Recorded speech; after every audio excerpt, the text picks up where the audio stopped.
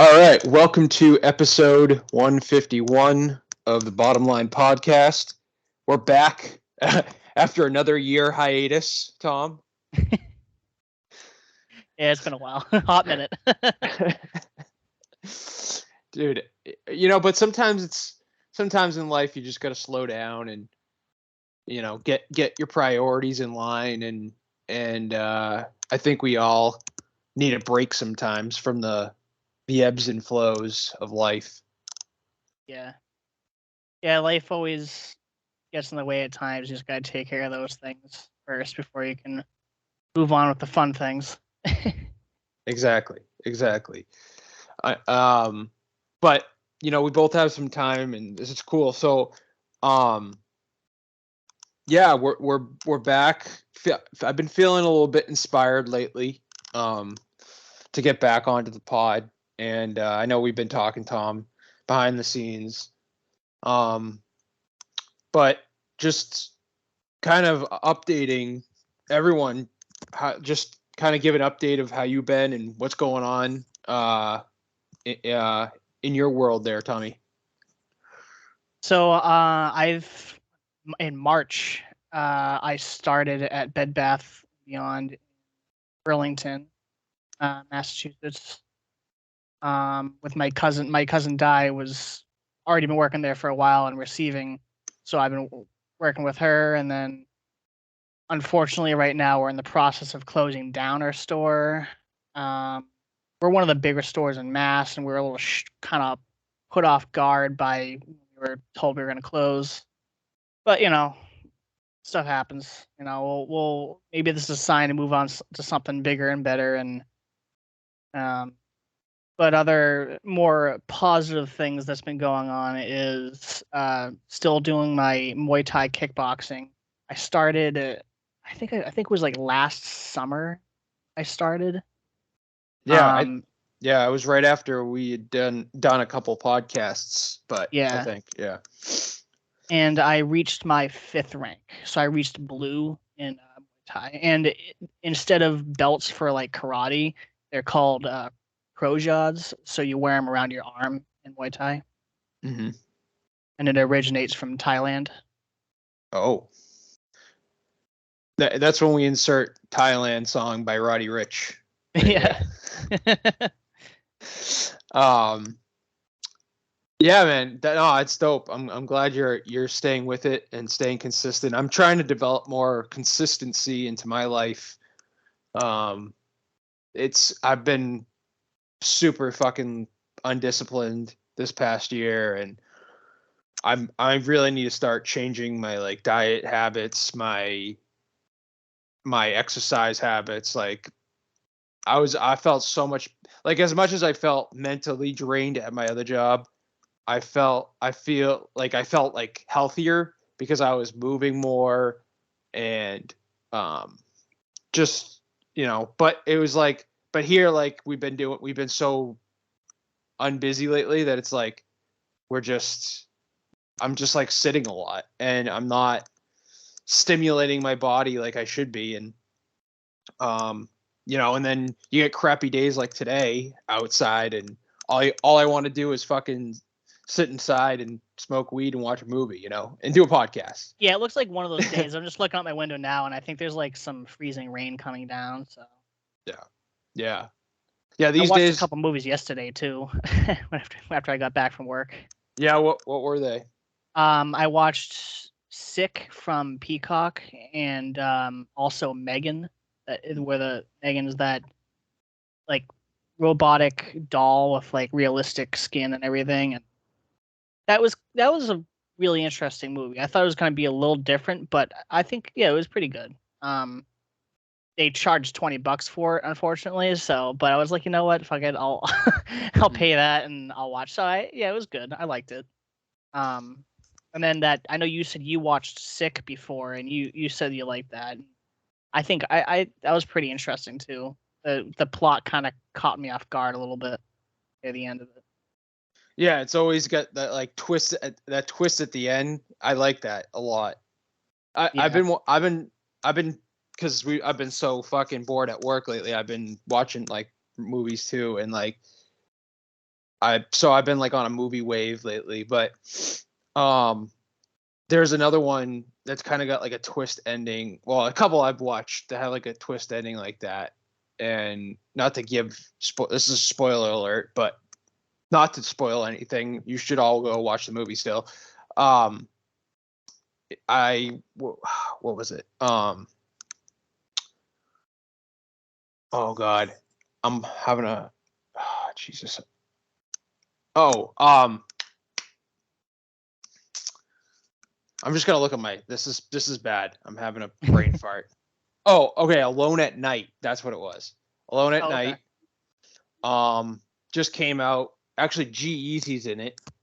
I don't know if you know who that is, Tom, but the audience I might. I feel like I might have heard that name a little bit before, but I don't think I've like listened to his music. Yeah, he's pretty good. Chelsea and I have been to a few of his shows in the past. But he really, like, his acting, I didn't, kind of surprised me.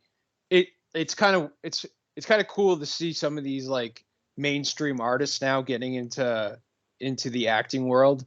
Like, Post Malone was in was it Spencer?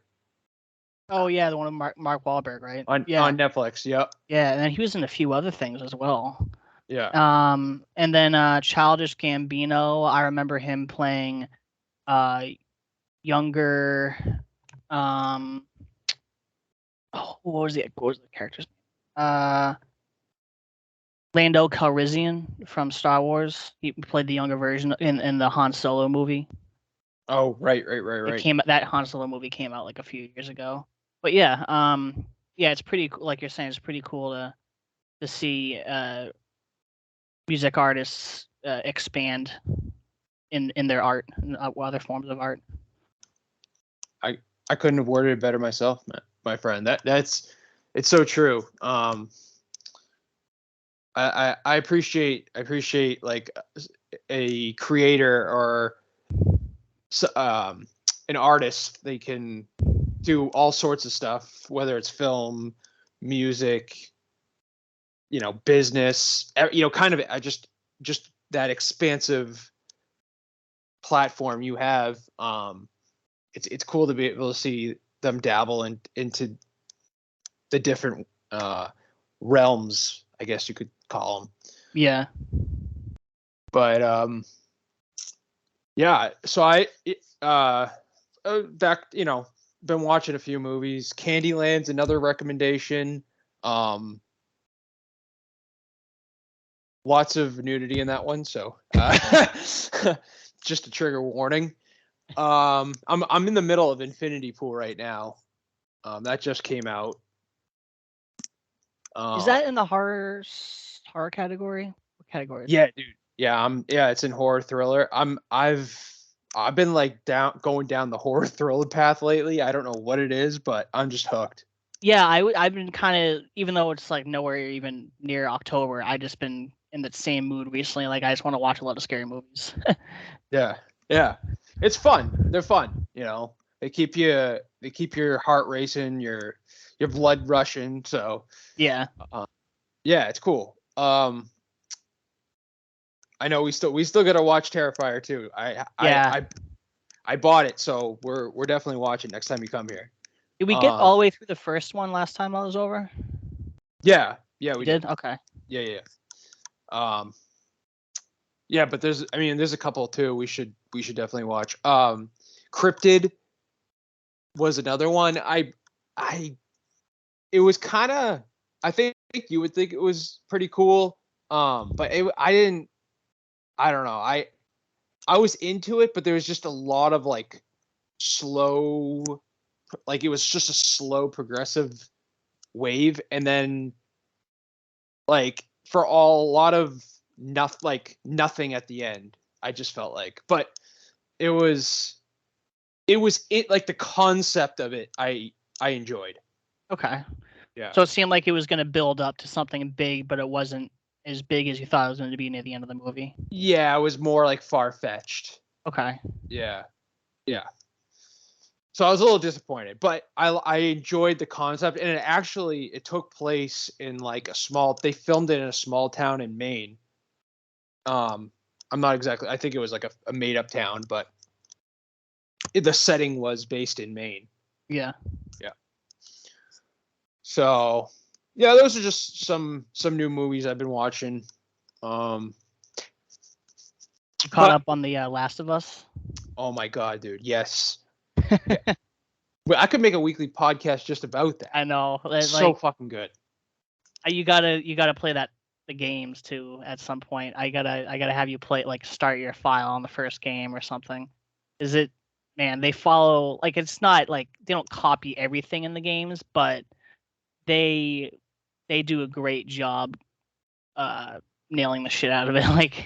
Like even a lot of the same dialogue is the same. Like it's awesome. And then Joel Pedro Pascal being Joel, like, he's a busy man right now. He's playing the Mando and Mandalorian, or Din Djarin.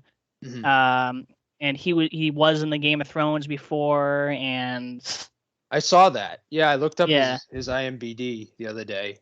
I didn't realize he's done been in a lot of like shows and like yeah. movies, and he's just done a lot. His resume's pretty stacked. Oh yeah. And big shows, shows that have done very well box office wise. Yeah. And he was also in that movie with Nicolas Cage too. I forget the title of it. I think that came out earlier this year or late last year. But Pig? Was it Pig? No, it was it was. I didn't see that, but I just know Nicolas Cage. Yeah, it had a weird title to it. It was with Nicolas Cage. Him and Nicolas Cage are the two main guys in it. I'll look it up. That's why we have. Yeah. But anyways, yeah, keep going. But yeah, I don't know if are you caught up on Last of Us? Oh yeah. You are? Okay. All right. Yeah. So you saw that the bloater. The bloater coming out of the ground there. That was pretty cool. Insane, dude. Because they say, like, before the people, they went underground for shelter or something like that, right? In that town where they were. Yep. And then the truck just fell for the pavement, and all of them started coming out. That was pretty awesome. I didn't expect that.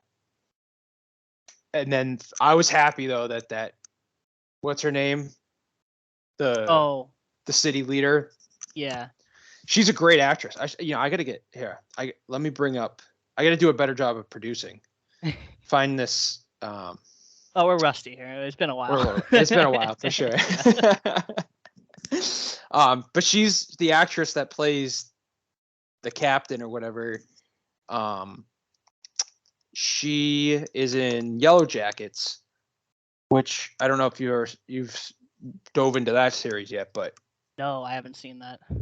It's pretty good. They're actually season 2 is coming out the end of next month. But she's a really good actress.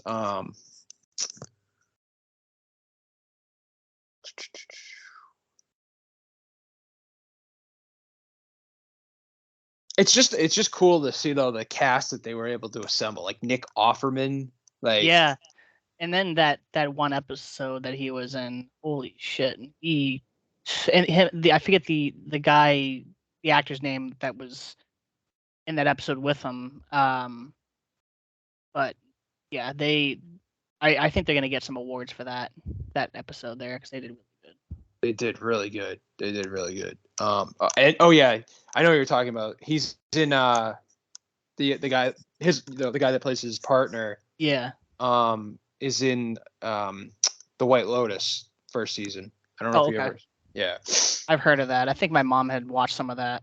Yeah, it's more of probably a chick flick kind of show. So my wife, Chelsea put me on. Well, we both watched that together. So it's still like a hotel or something, right? Yeah. I mean, it's like a kind of like a mystery thriller / romance kind of thing. So the first one in the is takes place, I think, in it's like on an island in the Bahamas, or I can't. Yeah, I think it's either the Bahamas or Mexico. I can't remember. But then the second season, it takes place in Italy, and this just gorgeous villa in Italy. And in fact, like because of the show, like they were closed down for COVID, but because of the show, like their revenue went up like tremendously. Wow. Yeah. Like a bunch of people immediately booked vacations because watching the show. It's gorgeous. Like the scenery, the setting is absolutely breathtaking. Yeah, I bet it was a pretty penny to rent out the area that they needed to film. Oh my gosh, no doubt, no doubt. But that's like, I think that's like I feel like, I'm not like a movie critic or director by any means, but like in my opinion, like to have a solid film, you kind of want to set a cool like scenery around it. You know Oh what yeah. I mean? Yeah, like James Bond and stuff like that. They have some good scenery in those. And No then doubt. Game of Thrones, I mean, I think some of the scenery is fully CGI, but I think a lot of it's actual real stuff. Mm-hmm. Yeah, they had a gigantic cast for Game of Thrones. It was all these, and also like in Walking Dead, you have all these people that are just hired to, even if they're on screen for a few seconds. You play zombie number 1 or you play zombie number 85. Like. It's so crazy. Yeah. And then like in Lord of the Rings, I had all the orcs too, and they had hired a lot of people for them. Mm-hmm. That was a big budget movies there, like Lord of the Rings, Game of Thrones, or shows. Sorry, Mm-hmm. shows and movies. Shows and movies. Yeah. Yeah. No doubt. I was watching, I don't know if you've seen the new South Park yet. The first episode was pretty good, but well, I'm sorry. The first episode was hilarious. The second episode was pretty good. I wasn't like, the ending was like like they could have done, I felt like they could have done a little bit better, but Yeah. the first episode was hilarious. Like, And it just started. Yeah, the new season just started on Comedy Central. But there was a joke about, like, the first one's about like basically how the Jews run Hollywood, spoiler alert. And like Cartman's trying to get, I won't tell like the whole thing, but like Cartman's trying to get Kyle, like they're mocking like Kanye and the whole thing that happened with him making fun of the Jews, while on top of making fun of how Jews run Hollywood. That's like the whole the whole concept. And and basically they're like, one of the jokes was like, can we please stop having remakes being done in Hollywood? Like, nobody cares anymore. And like it was like, and for the love of God, no more Lord of the Rings movies or something like that. It's like, I don't know. It's just like, I just find them like so fucking hilarious. Like, just that they don't, like, the fact that they just don't care. Like, and their satire just kills me. But yeah, they I think there's certain episodes from South Park that have gotten a lot of backlash for what they made fun of, but I mean they widen the variety of what they make fun of, just like a stand-up comedian would. You don't just target one audience, you target a lot, so it's not it's not awkward. right, so they can't get canceled. Exactly. Yeah. Yeah, that's the best part. I'm still trying to. It's not The Bubble, is it, with Nicolas Cage? I'm still trying to look up. No. Let's see. It's not bad. I still can't find this. The Unbearable Weight of Massive Talent. Oh, wait, a massive talent. All right. Okay. Yep. Now I'm seeing it. Yeah, I was like in and out during that movie. But what I saw was it was pretty good. Damn, I'll have to add that to my watch list. Yeah. I think Pedro Pascal's a really good actor. Yeah, I can't wait to see what else he's gonna play in the future because like he's just all over the place. He is, and this is who Melanie Linsky is, the commander, the actress that plays the commander of the Kansas City revolution movement. Okay. Yeah. So she's in Yellow Jackets. Like she's like it feels like certain actresses and actors like they're like popping up like in a lot of different films and shows lately. Like yeah. Putting out a lot of content. It's great, like, and like coming out of like the woodwork. Like I've never, you never heard of them, and now they're like stars. Yeah. And then they make their names even bigger when they go and being part of video games too. Like Giancarlo Esposito from Breaking Bad. He was in the newest Far Cry game. I never played it, but he's the main villain in that. He plays like the head of a drug cartel. And then he was also Moff Gideon and Mandalorian. So he's also in Godfather of Harlem with Forrest Whitaker. Oh yeah, I've heard of it, but I haven't seen it. The guy on the morning show on EEI, he talks about it. Wiggy. No shit. Yeah, it's just cool like that.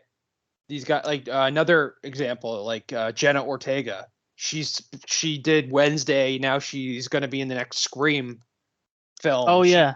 She's been in she was in X. I don't know if you ever saw that. Oh, I saw that. Yeah. Yeah. that was good.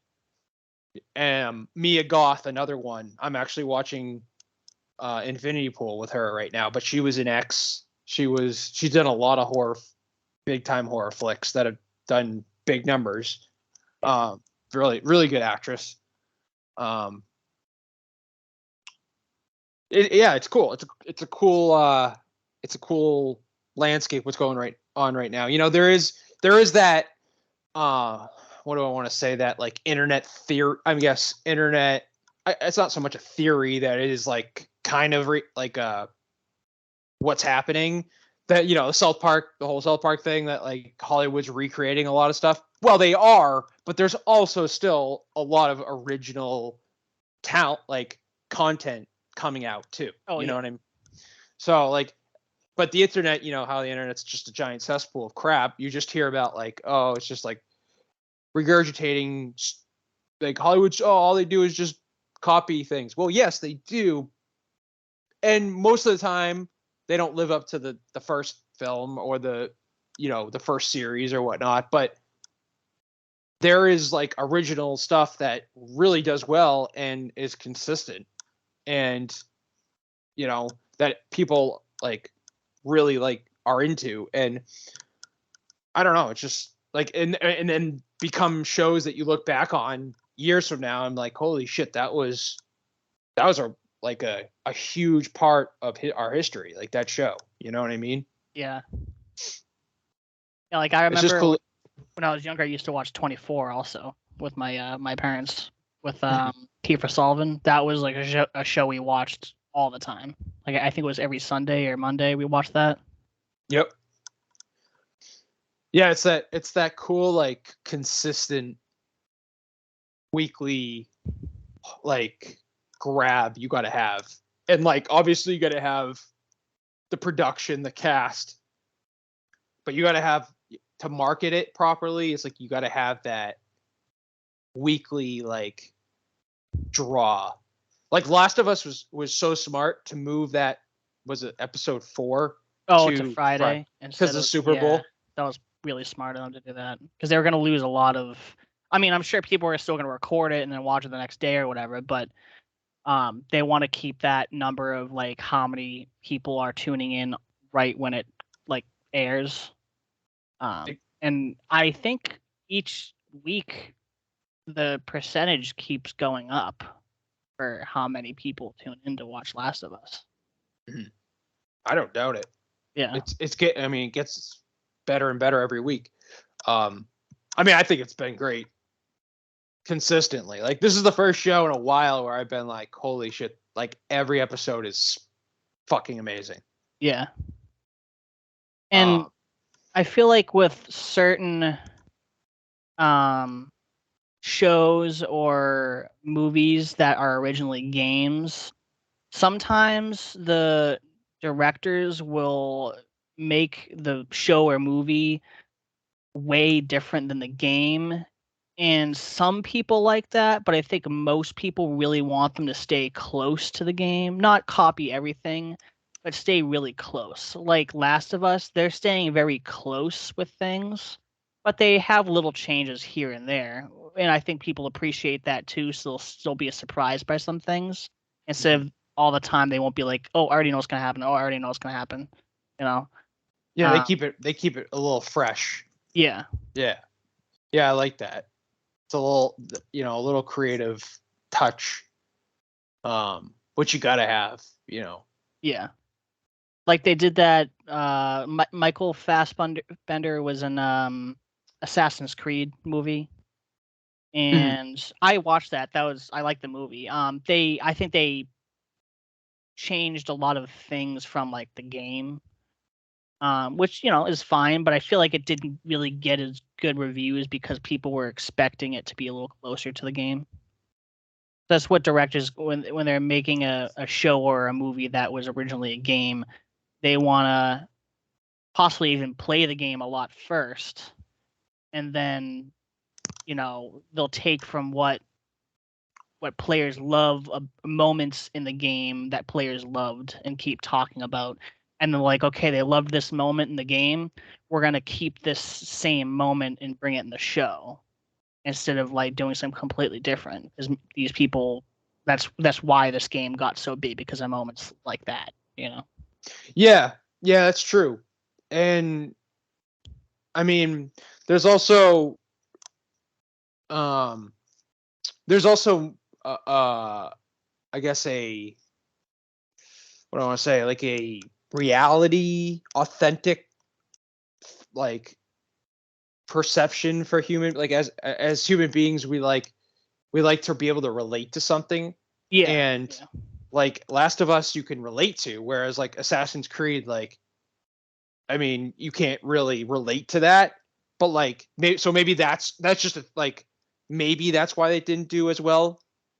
Because it was more far-fetched than, because in Last of Us it's a pandemic, and also we're in New England, and it take the good part of the beginning of the show takes place in Boston. And that was, we kind of related to that because we're like, oh, that's Faneuil Hall. We've been there before. That's, we celebrated your bachelor's party in Boston. And so we walked through there, and we are like, oh, we walked through there before. Now there's a whole bunch of zombies there.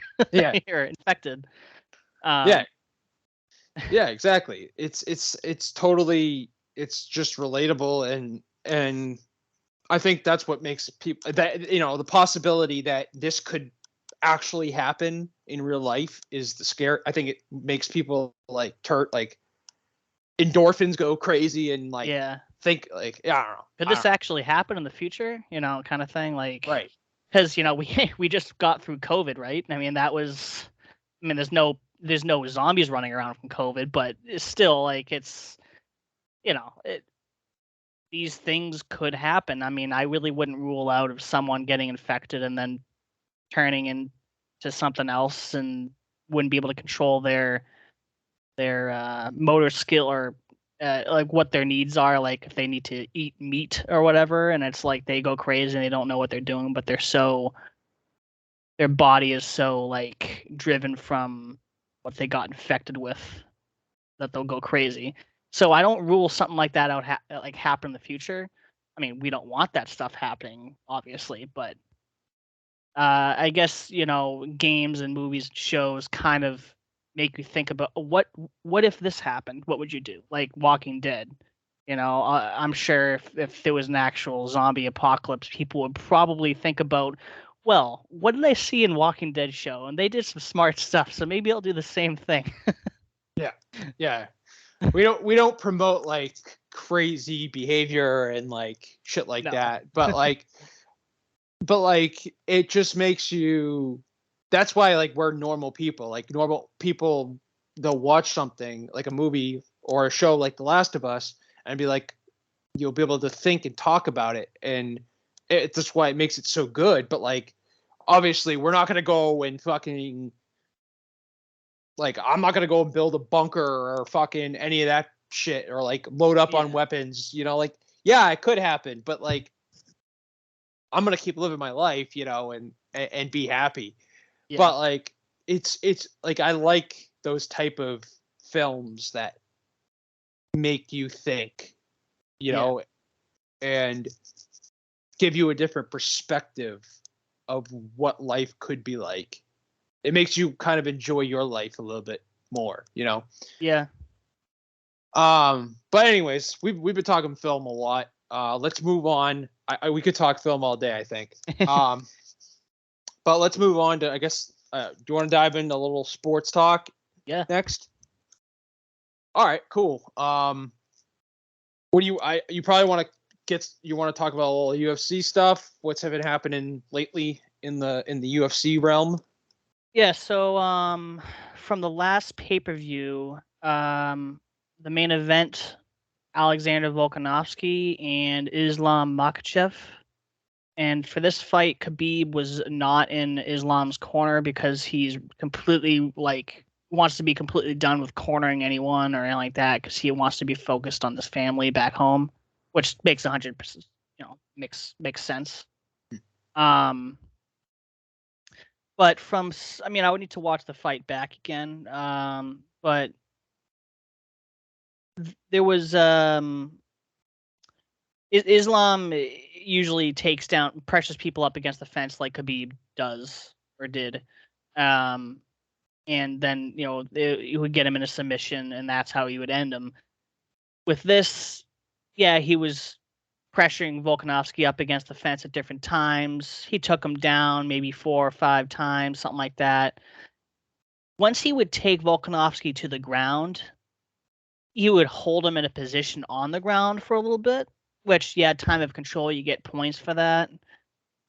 But what did he do to Volkanovski on the ground? He didn't really do much to him. And Volkanovski didn't really do too much to Makhachev either. But I think he might have, if you look at the difference between their faces, Makhachev took more damage.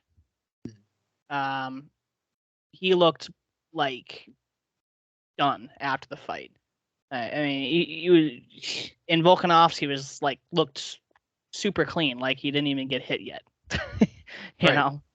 So I think Joe Rogan actually was shocked, and Adesanya and Dan Hooker, his Aussie teammates, they were really shocked at the result of the fight of Islam getting the win.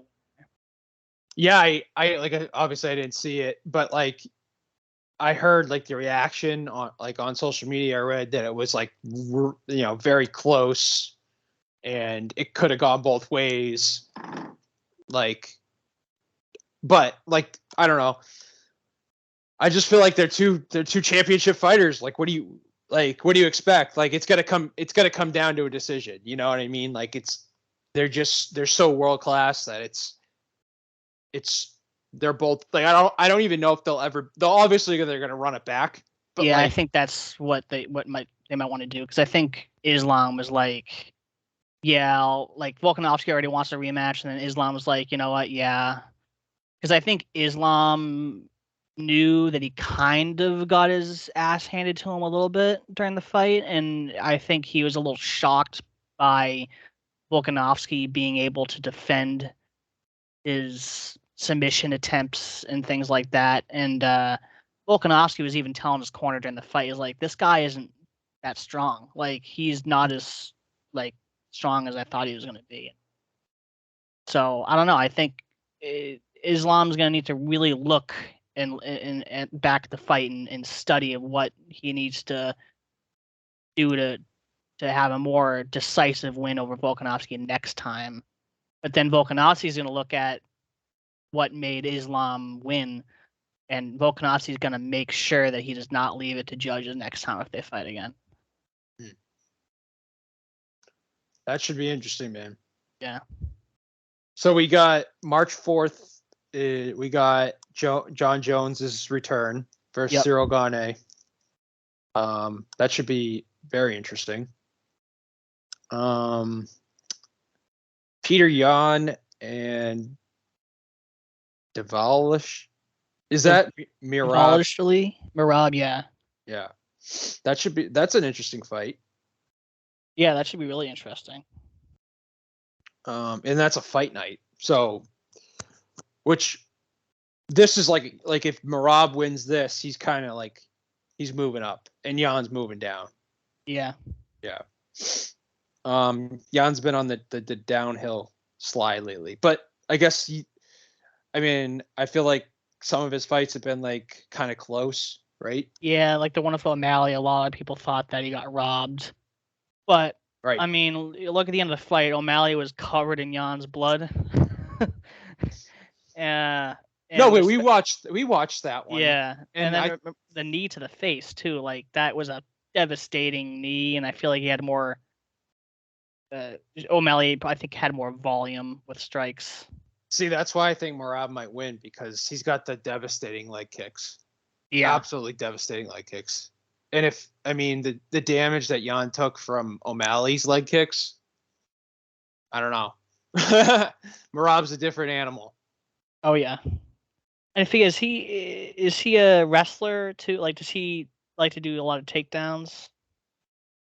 Merab? Yeah. I don't really know. Like, I just know, like, when I've seen him, he's very, like, his leg strikes are insane. Because I remember watching, I think he was part of that last card, or what the hell card of, I think he was on the O'Malley card, wasn't he? I think so. Yeah, I remember that. Yeah, I don't know. That'll be.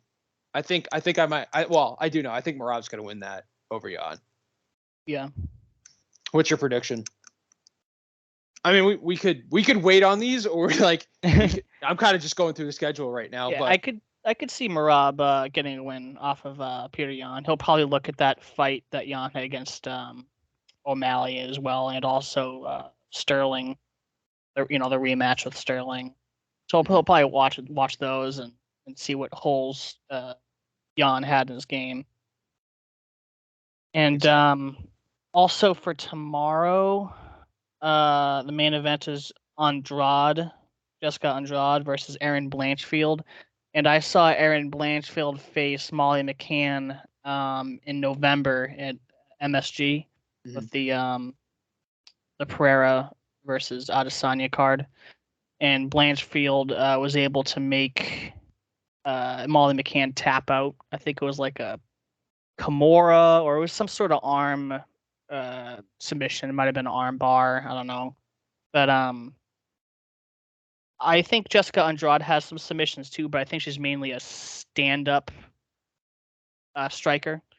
So if Blanchfield can get Andrade to the ground, that'll be pretty cool. Yeah, no doubt. Meatball Molly, she had her run, but yeah, I don't know. She can strike. She just needs to have a ground game, and if she has a ground game, she'll be getting more wins. No doubt. Yeah. So I mean, we could preview the rest of the schedule when we get closer, but obviously you got Edwards versus Usman 3. You got Vera versus Sanhagen, Pereira versus Adesanya 2.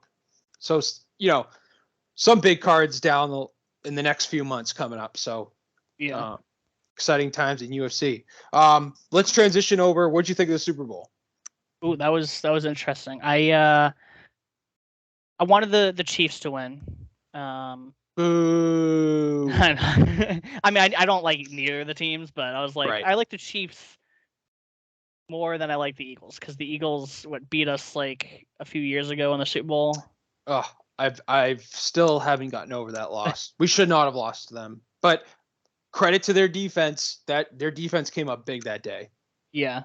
But losing to Nick Foles in that offense with freaking Nelson Aguilar, who can't catch a ball on our team now, fucking scrub, and they still beat us. And Alshon Jeffrey, who was like on his last leg of his career.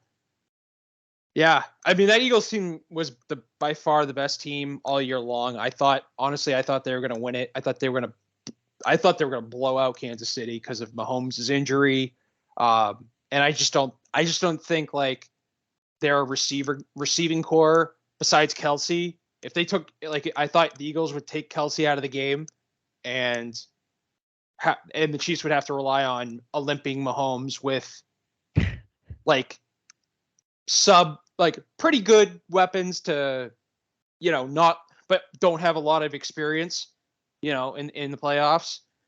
So, because you lost Tyreek Hill to Miami, but they came alive. I mean, the Chiefs came alive. Mahomes he played through an injury that Mac Jones couldn't fucking play through for about 2 months or a month and a half, whatever. Oh, they had like the same type of injury. Same type of injury. Remember when they showed Mac like getting carried off? That was a high. Oh yeah. He had a high ankle sprain. It was the same exact injury that Mahomes was struggling through. So another thing that pissed me off, just another thing. Yeah.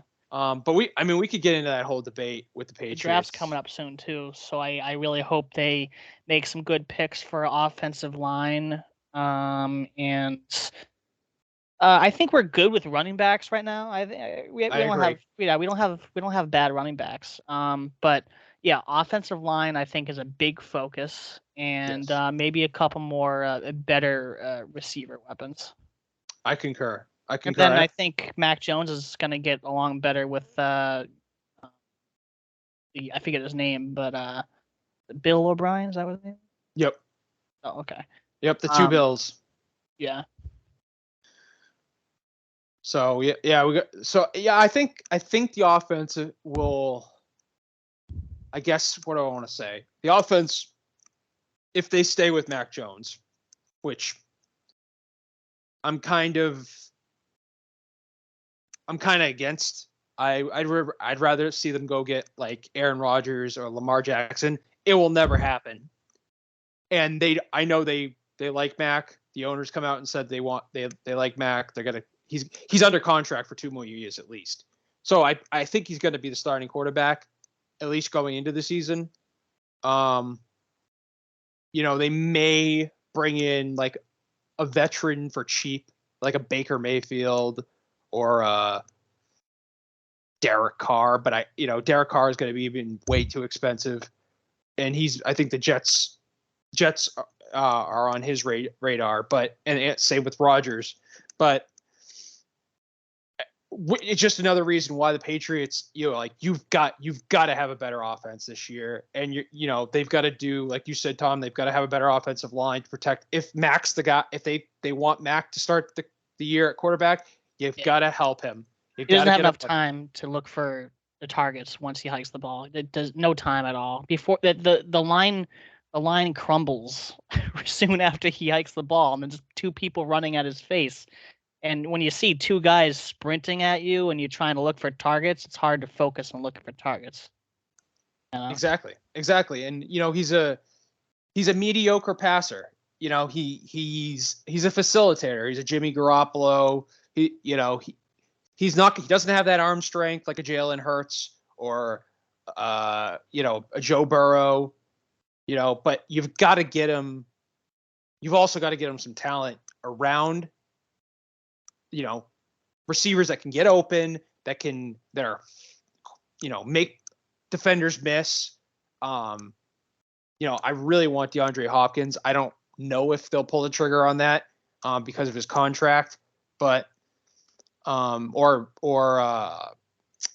there's been other guys like T. Higgins, who's the Bengals' number 2 receiver right now.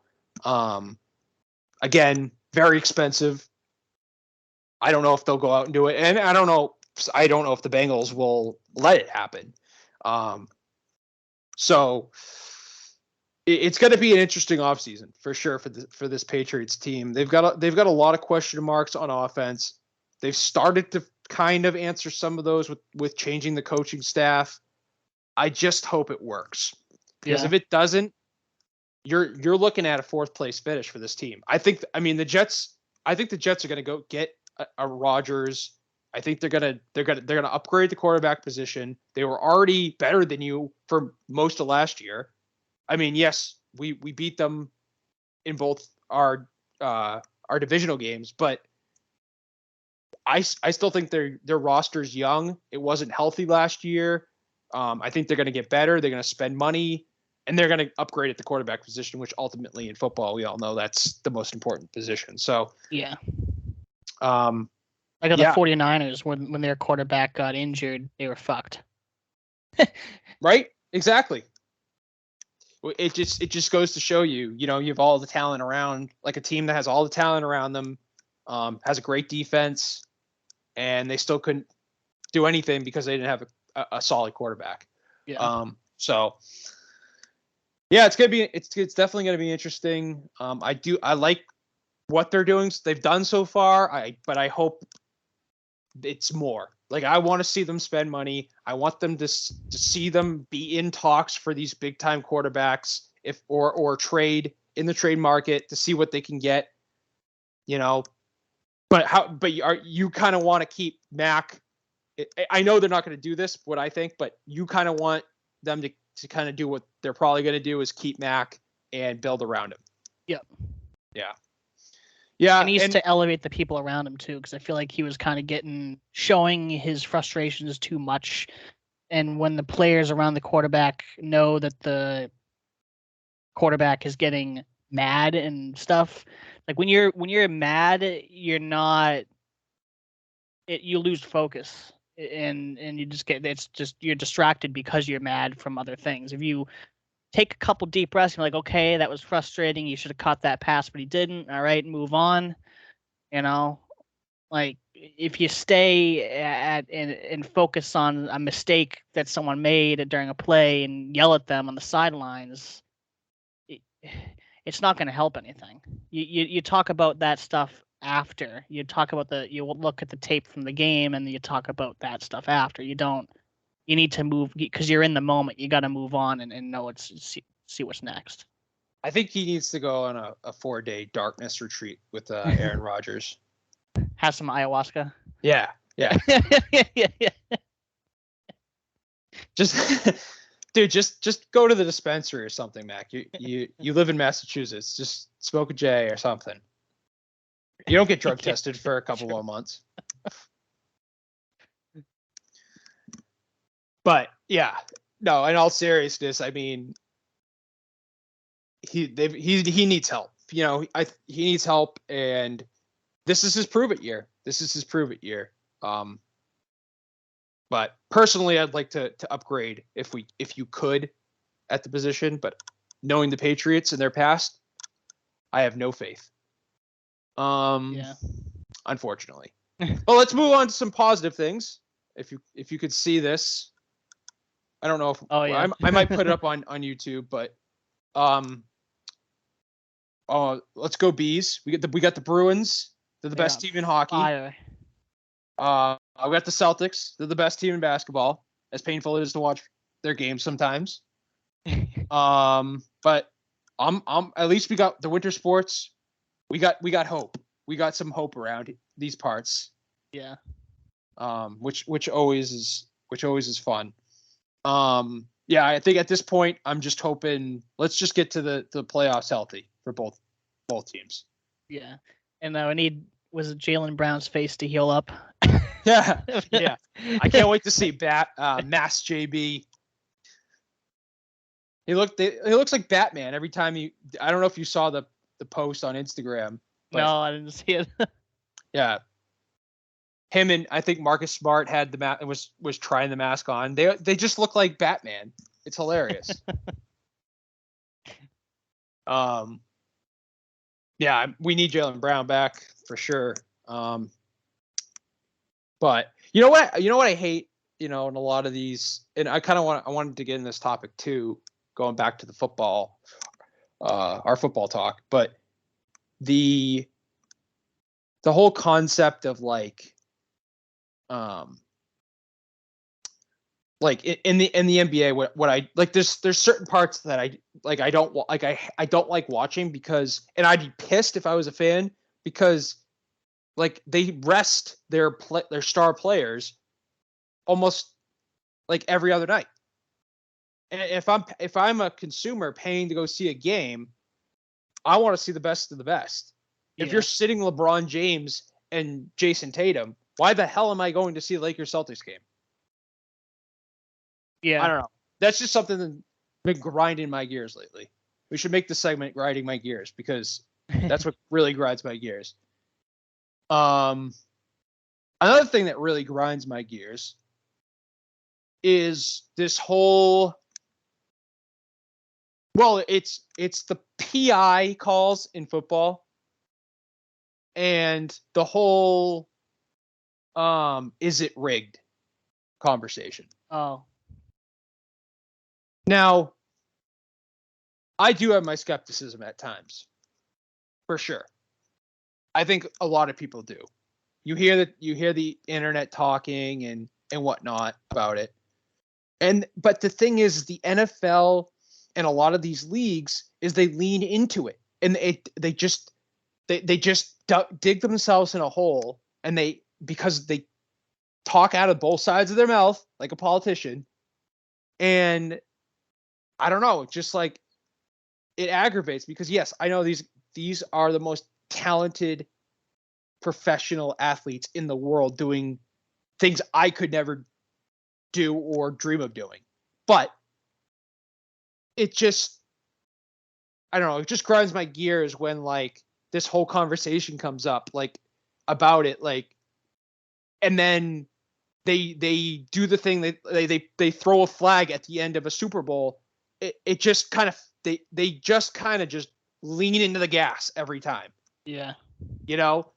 And it just kind of like it's for me, it's like it's taking the joy out of the sport, because these refs, and it's happening, I feel like it's happening in every league almost, like even in UFC, like you're seeing now like judges, like there's I know there's always going to be like the like controversy in sports, like that's what kind of fuels the engine, but like I don't know, I guess lately it's been, maybe it's my age as I'm getting older, but it's just I get annoyed with like the fake bullshit behind the scenes crap, and I don't know, I don't know if I'm saying it correctly or whatnot, but like it just doesn't, like a lot of it just doesn't make sense, or it feels like it's just ruining the sport for me, like that I used to enjoy watching it as a kid, or all these different rule changes. There's so many different rule changes. Like I don't fucking who could keep up with this shit? So it's like they change a lot of stuff each year, I feel like, with the NFL. Oh, for sure. Yeah. For every league they change shit, and it's like you don't even know. And then but like they need to be more transparent about this stuff, I just feel like. And I think the refs and NFL and like the leagues need to do just a better job of like not bullshitting people, their consumers, and being more authentic and concentrating on what the consumers are, how the consumers are feeling, rather than making more money. Yeah. You know what I mean? because it's ruining the product as a sports fan for me. I just feel like you know, obviously I'm still gonna watch. Like I'm still gonna watch because there's nothing else to do sometimes. But it's like I don't know. It's just kind of growing annoying for me. Yeah. But anyways, I digress. WWE said, not WWE, WEI said that it was Wiggy or something that said that Roger Goodell was acting very giddy that the Chiefs won, and a lot of people were like, I mean, it's normal to be like excited for a team that won the Super Bowl, I guess, but you know, because you're the commissioner and you're handing off the trophy and everything. But I guess there was a lot of people that saw that he was like overly excited, happy that the day specifically won the Super Bowl. Dude, he was humping Chris Jones. And I mean that in like no derogatory meaning, but like he was literally having an orgasm with Chris Jones, the defensive tackle for the Kansas City Chiefs. He was hugging him and having an orgasm. Like I think Roger Goodell's one of the biggest frauds in all of America, in all the world. But I don't know. Like it's because again, for me, it's like I see this corporate bullshit. Like it's just so fake. It's just so fake. And I don't, my energy doesn't attract to that, I guess, that wave of, or that way of thinking. Like, yes, I know it's important. You have to make money. We all have to make money, but like, there's a way of going about yourself while you're making money. Like, reasons why I like Mike and what he does. He's very honest with his fan base. He's direct. He's authentic. He's, you know, obviously it's a different field, but like, I don't know. I don't feel like Goodell does a good job of being, you know, humanizing himself with the fan base. Yeah. You know, Dana White does a good job, but his mouth gets him, and obviously him slapping his wife in public gets him in heat too. But which, you know, I like Dana up until that point. I honestly lost a lot of respect for that guy. Yeah, and also about the whole going up another $5 to watch pay-per-views. Yep. $80 now is already 75 is already a lot. And guess what? Because it's turned to $80 now, even more people are gonna stream illegally.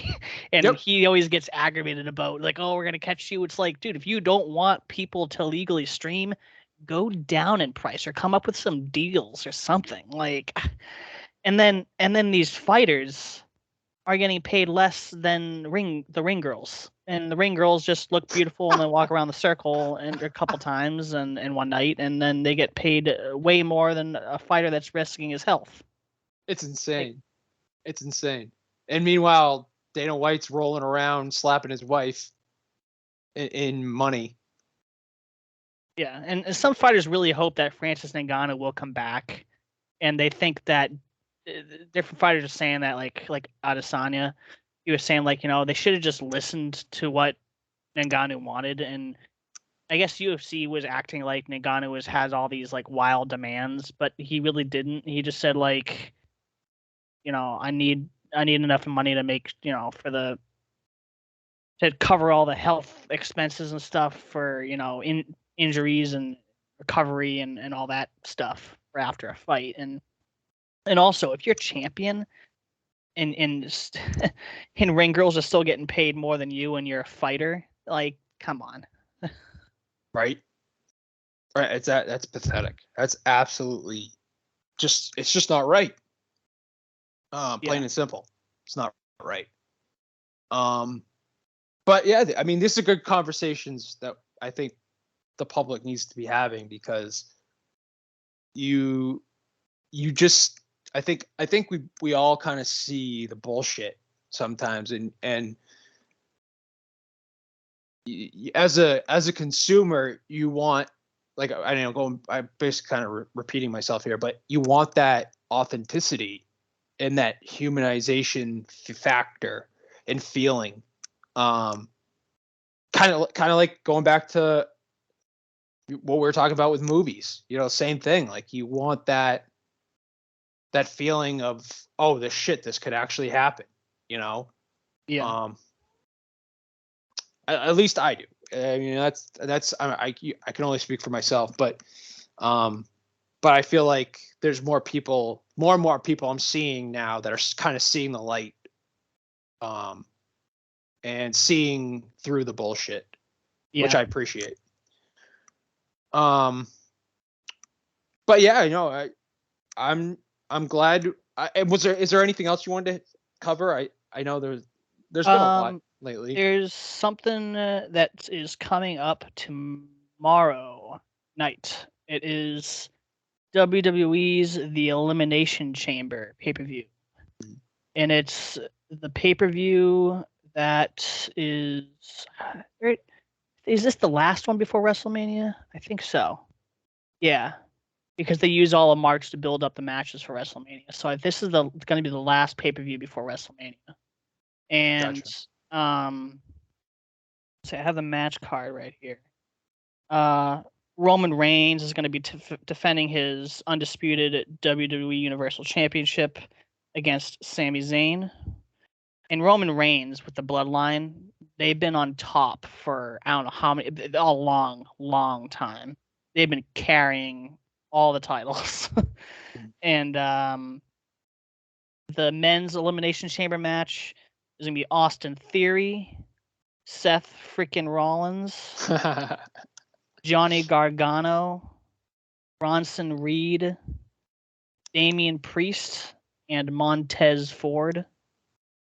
And then the women's Elimination Chamber match is going to be Raquel Rodriguez, Liv Morgan, Nikki Cross, Asuka, Natalya, and Carmella. The women's Elimination Chamber match should be pretty wild as well. I always love watching Elimination Chamber match. Even when I was younger, I loved that pay-per-view. Mm-hmm. Bobby Lashley's going up against Brock Lesnar. And then Edge and his wife Beth Phoenix are going to be going against Finn Balor and Rhea Ripley, and that should be a good mixed tag match there. So yeah, this WrestleMania is going to be in Hollywood. That's going to be pretty crazy. Some big matches happening for WrestleMania too. Not everything's scheduled yet, but if anyone's a wrestling fan or hasn't watched wrestling in a while, definitely start to tune in, watch the Elimination Chamber, and then watch the Monday Night Raw and Friday Night SmackDowns leading up to WrestleMania in the beginning of April.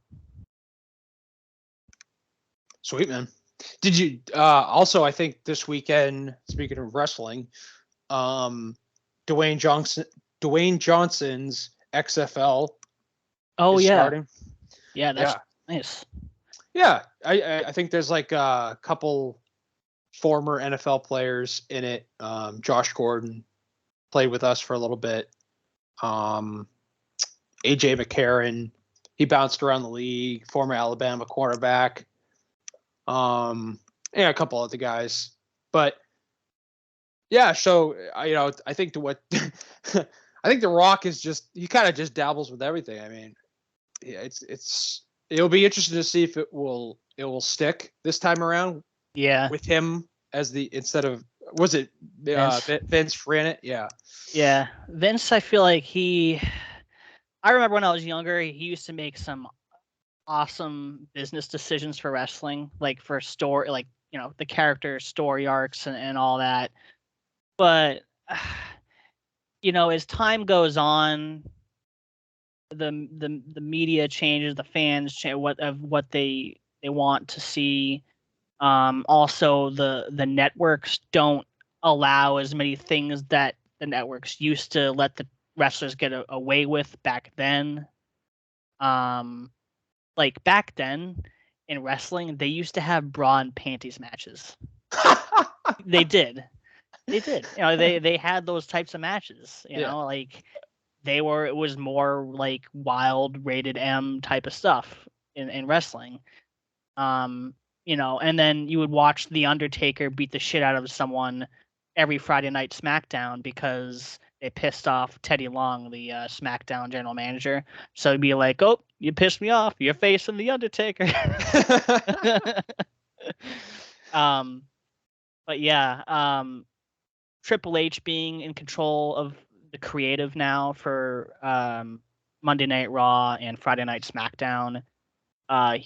It's viewings have been going up since he's taken control, and because I think he has a better sense of what the new generation wants to see, and just kind of compare it to how people love the different storylines back then and how they cannot copy it but make it similar, use inspiration from the past to create good storylines now.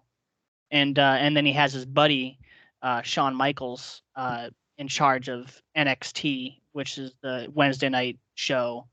Actually, no, Tuesday night show. And it used to be more like a training grounds before they go up to the main roster.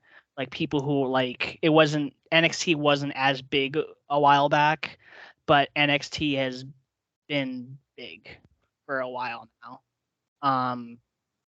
They have crazy talent, and people are always asking, when are they going to go up to the main roster?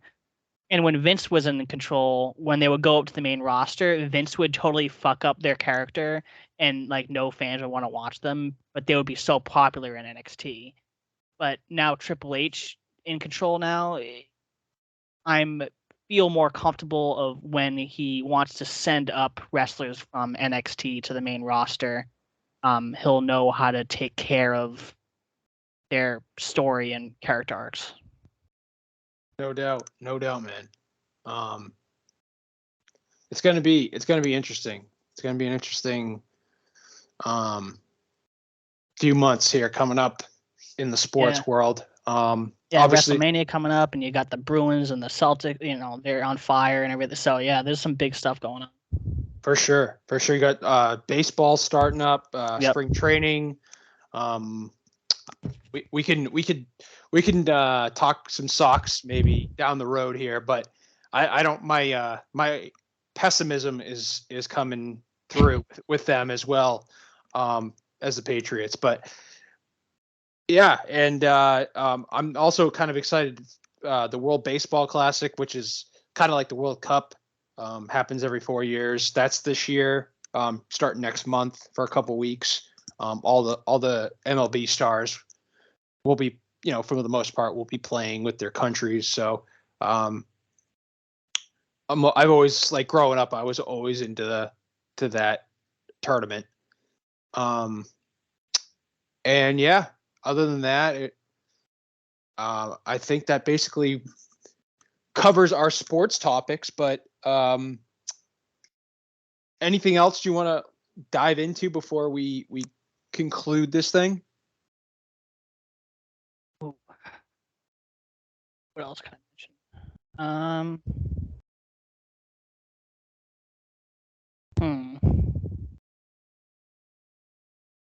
It's exciting. It's exciting to get back and on the podcast for sure. Yeah, it's been a long time, and it's good to get one of these episodes in again. And there's Kyle and I are talking to a couple other people about starting to do some game streams on Twitch, and also continue to do these podcasts as well. But just gain a bigger audience, and then we would love to. We just want to have a fun time talking about a whole bunch of topics that we like, and it'd be awesome at some point to get to a point where we could do like giveaways on streams and stuff like that, or like charity streams, things like that.